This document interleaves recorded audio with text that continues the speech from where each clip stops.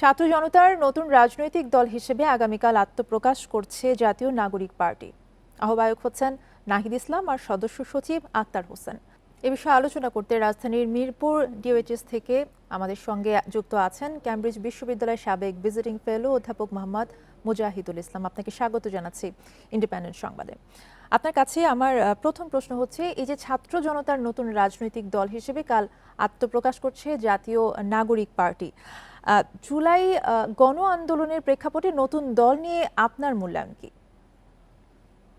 আমি শুরুতেই যে নতুন দলটি আত্মপ্রকাশ করবে আগামীকাল সেটাকে অভিনন্দন জানাই, এবং আমি একজন শিক্ষিত মধ্যবিত্ত শ্রেণীর আরো অনেকের মতো আমি মনে করি, এবং আমি বিশেষ করে আশা করি যে রাজনৈতিক অঙ্গনে বাংলাদেশের মানুষের মধ্যে যে আকাঙ্ক্ষা আছে, আকাঙ্ক্ষা মানে হচ্ছে আমরা দীর্ঘদিন যাবৎ দ্বিদলীয় রাজনীতির মধ্যে আটকে আছি। একটা বিএনপির নেতৃত্বাধীন একটি ডানপন্থী, আরেকটা হচ্ছে প্রো ডানপন্থী সেন্ট্রাল ডানপন্থী, আরেকটা হচ্ছে আওয়ামী লীগের নেতৃত্বাধীন হচ্ছে বাম ধারার এক ধরনের যে রাজনৈতিক যে দুইটি সমীকরণ আছে, সেই সমীকরণের বাইরে বাংলাদেশের মধ্যবিত্ত শ্রেণীর অনেকেরই আকাঙ্ক্ষা যে নতুন এক ধরনের একটা রাজনৈতিক দল প্রতিষ্ঠিত হবে, এবং সেটা প্রতিষ্ঠিত হলে এই যে দুইটি দলের মধ্যে যে প্রতিযোগিতা আছে, প্রতিদ্বন্দ্বিতা আছে, এবং শাসন ক্ষেত্রে তাদের যে অনেক ব্যর্থতা আছে, সেটা হয়তোবা কিছুটা পূরণ করা সম্ভব হবে বলে অনেকেই মনে করে।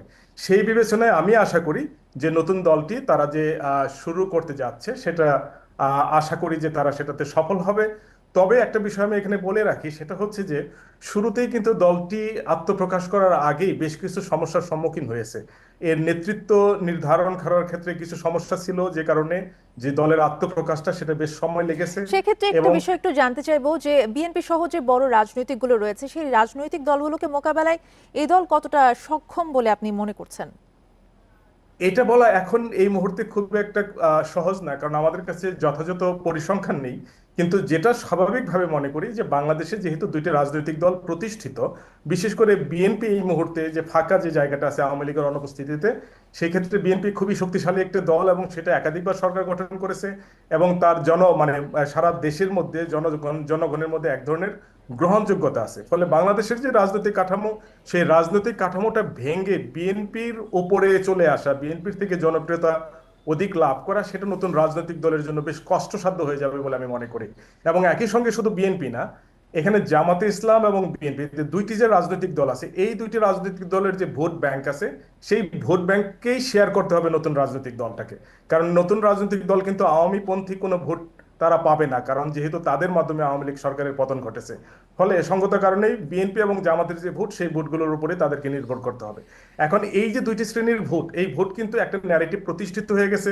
বিএনপির একটা ভাবধারা আছে, বিএনপির একটা ঐতিহ্য আছে, সেটা বিএনপির একটা সমর্থক গোষ্ঠী আছে, সেগুলো যেভাবে প্রতিষ্ঠিত হয়ে গেছে, সেই জায়গায় ভাগ বসাতে হবে নতুন রাজনৈতিক দলগুলোকে। এই একই বিষয়ে একটু সঙ্গে বলবো যে সামনেই জাতীয় নির্বাচন, জনগণ নতুন দলকে আসলে কতটা সাদরে গ্রহণ করবে বলে আপনি মনে করেন, যেখানে আসলে দলীয় প্রতীকে নির্বাচন হবে?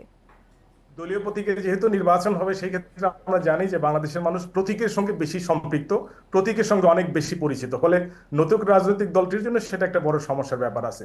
একই সঙ্গে আমি যেটা একটু আগে বলছিলাম, সেটা হচ্ছে যে গ্রাসরুট লেভেল, একেবারে তৃণমূল পর্যায়ে বিএনপি জামাতের যে সংগঠন আছে, এখনো নতুন দলটির সেই সংগঠনগুলো নেই। নতুন দলটি কিন্তু আসলে ঢাকা কেন্দ্রিক, অর্থাৎ শহর কেন্দ্রিক, মধ্যবিত্ত শ্রেণী কেন্দ্রিক।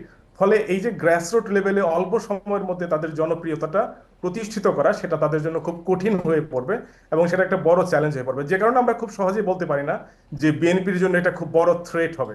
আমরা জানি যে একটা জরিপ হয়েছিল কিছুদিন আগে, যে জরিপের মধ্যে দেখা গেছে যে যদি ছাত্ররা কোনো রাজনৈতিক দল গঠন করে, তাহলে 2% ভোট পাওয়ার সেক্ষেত্রে কিন্তু সম্ভাবনা। আরেকটা বিষয় আছে, তরুণ প্রজন্মের এই দলটি কিন্তু পরিবারতন্ত্র এবং ব্যক্তিতন্ত্রের বাইরে থাকবে এমনটা বলছে। এক্ষেত্রে আসলে কতটা সফল হবে বলে মনে করেন?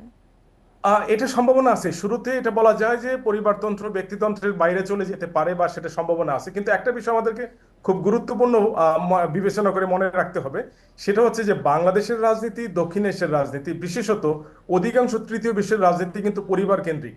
পরিবার ছাড়া এই অঞ্চলের রাজনৈতিক কাঠামো প্রতিষ্ঠিত করা খুবই কষ্টসাধ্য হয়ে পড়ে। কারণ গ্রামে আমাদের যে সোসাইটি, সেখানে এক ধরনের প্যাট্রন ক্লায়েন্ট পলিটিক্স আছে, যে প্যাট্রন ক্লায়েন্ট পলিটিক্সের মধ্যে প্রতিষ্ঠিত হয়, প্যাট্রন ক্লায়েন্ট পলিটিক্সটা প্রতিষ্ঠিত হয় মূলত পরিবারের মধ্য দিয়ে। এবং আমরা দেখেছি যে একটা লম্বা সময় আমি গবেষণা করেছি এই বিষয়ে, বাংলাদেশের পরিবার এবং পরিবারের যে প্রভাব রাজনীতিতে, সেটাতে আমরা দেখেছি শুধুমাত্র জাতীয় পর্যায়ে নয়, এবং কি স্থানীয় পর্যায়ে বাংলাদেশের যে এমপিরা আছে, তাদের অন্তত 20% মেম্বার অফ পার্লামেন্ট যাদের হচ্ছে পারিবারিক রাজনৈতিক ঐতিহ্য আছে, অর্থাৎ পরিবার ছাড়া বাংলাদেশের যে গ্রাম অঞ্চল বা বিভিন্ন জায়গায় চেয়ারম্যান হওয়া বলি, আমরা এমপি হওয়া বলি, জাতীয় রাজনীতিতে বলি, পরিবারের যে প্রভাব সেটি একটা এক্সট্রা অ্যাডভান্টেজ হিসেবে কাজ করে। ফলে পরিবারকে বাদ দিয়ে বিষয় রাজনীতি একটু করা ছোট করে আপনার কাছে জানতে চাইবো, যেহেতু সময় স্বল্পতা রয়েছে। আদর্শের প্রশ্নে জাতীয় নাগরিক পার্টি মধ্যপন্থী বলে দাবি করা হচ্ছে, এই বিষয়ে আপনি কি বলবেন? আমি আবারও বলছি যে মধ্যপন্থা রাজনীতিটা এটা অনেকটা প্রতিষ্ঠিত হয়ে গেছে, কারণ বিএনপির যে মূল রাজনীতি সেটা হচ্ছে মধ্যপন্থা রাজনীতি। অতএব এই যে বিএনপির যে রাজনীতিটা সেটাকেই তাদেরকে ভাগ করে নিতে হচ্ছে। ফলে এই মধ্যপন্থাটা প্রতিষ্ঠা করা তাদের জন্য কষ্টসাধ্য হয়ে পড়বে জি। প্রথমত। দ্বিতীয় বিষয়টা হচ্ছে তাদের যে সাপোর্ট বেস আছে, অর্থাৎ তাদেরকে যারা সাপোর্ট করতেছে তাদের মধ্যে একটি অংশ আছে একেবারে ডানপন্থী, আরেকটি অংশ আছে হচ্ছে আমরা বলবো যে মানে জামাতের যে ভোট আছে সেই ভোট ব্যাংকের মধ্যেও তাদের একটা সমর্থন আছে। এই যে দুইটি পন্থী, এর বাইরে গিয়ে মধ্যপন্থী আসলে তারা কিভাবে নিজেদেরকে প্রতিষ্ঠিত করবে? কারণ মধ্যপন্থী যদি প্রতিষ্ঠিত করতে চায় তাহলে তো বিএনপি অলরেডি সেখানে আছেই। দ্বিতীয়ত তাদের যে ভোট ব্যাংক সেটা আসলে মধ্যপন্থী ভোট ব্যাংক না। তো ফলে যে কারণে মধ্যপন্থীদের মধ্যে তারা খুব বেশি সুবিধা করতে পারবে বলে আমার জি। মনে হয় না। জি, বরং আপনাকে আমি অসংখ্য যেটা মনে ধন্যবাদ। করি, জি, জি ধন্যবাদ। আমাদের সাথে যুক্ত হওয়ার জন্য আপনাকে অনেক ধন্যবাদ।